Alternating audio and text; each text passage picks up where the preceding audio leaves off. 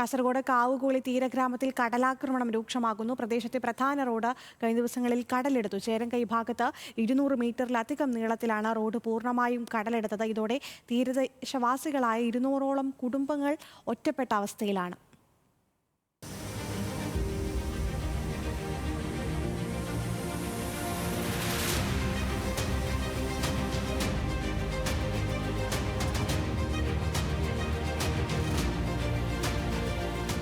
കാസർഗോഡ് ജില്ലയിലെ കാവുകോളി കടപ്പുറത്താണ് ഒരാഴ്ചയായി കടലാക്രമണം ശക്തമായിട്ടുള്ളത്. തീരഗ്രാമത്തിലൂടെ കടന്നുപോകുന്ന പ്രധാന പാതയായ ചേരങ്കൈ കാവുകോളി റോഡ് ചേരങ്കൈ കേന്ദ്ര തോട്ടവിള ഗവേഷണ കേന്ദ്രത്തിന് സമീപത്തായി 200 മീറ്ററിലധികം നീളത്തിൽ പൂർണ്ണമായും കടലെടുത്തു കഴിഞ്ഞു. ഇതോടെ ഈ ഭാഗത്തു നിന്നുള്ള ഗതാഗത സംവിധാനങ്ങൾ പൂർണ്ണമായും ഇല്ലാതായി. ഏതു സമയവും വീടുകളിലേക്ക് കടൽ ഇരച്ചെത്തുമെന്ന ഭീതിയിലാണ് നാട്ടുകാർ. വർഷങ്ങളായി കാവുകോളി കടപ്പുറത്ത് താമസിക്കുന്ന 200ഓളം കുടുംബങ്ങളാണ് നിലവിൽ കടലാക്രമണ ഭീഷണി നേരിടുന്നത്. നാട്ടുകാർ ഫുള്ള് ബേജാറിലാണല്ലേ. ഈ റോഡ് പോകാത്തതുകൊണ്ടായിരിക്കും നാട്ടുകാർക്ക് എന്ത് സാധനം കൊണ്ടുപോകാനല്ലോ ഹോസ്പിറ്റൽ കേസാ അങ്ങനൊന്നും വന്നെങ്കിൽ ഇപ്പോൾ റെയിൽ കിടന്നിട്ട് പോകണം, കുറച്ച് ബുദ്ധിമുട്ടാണ്. അതല്ല ഈ പൊട്ടിക്കൊണ്ടുണ്ട്. ഇപ്പോൾ ആടത്തോളം ആടുണ്ടായ റോഡ് ഇപ്പോൾ ഇടത്തേക്ക് എത്തി. ഇനി നാളെ പിന്നെ അപ്പുറമായിരിക്കും ഉണ്ടാകുന്നത്. ഇടിഞ്ഞുകൊണ്ടിരിക്കുകയാണ് ഫുള്ള്. ഇവിടെ ഇപ്പോൾ നാളെ ഇപ്പോൾ എവിടേക്ക് എത്തുമെന്ന് പറയാൻ പറ്റില്ല. കാരണം കനത്ത കാറ്റും മഴയാണ്, കടൽ ഇങ്ങനെ ഇളകിക്കൊണ്ടിരിക്കുകയാണ്. അപ്പോൾ ഇതാണ് ഇത് ഭയങ്കര അപകടം. ട്രാൻസ്പോർട്ട് അതൊന്ന് മാറ്റാൻ പറയണം.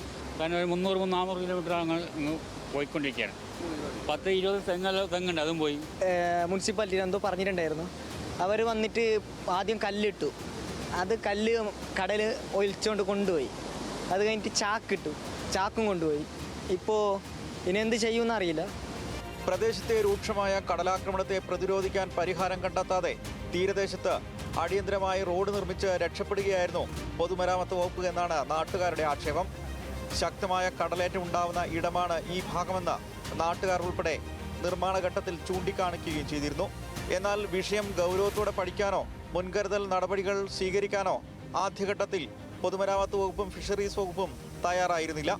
ഈ കാരണം കൊണ്ടാണ് മഴ ശക്തി പ്രാപിച്ചതോടെ റോഡ് ഉൾപ്പെടെ തകരുന്ന സാഹചര്യവും ഉണ്ടായത്.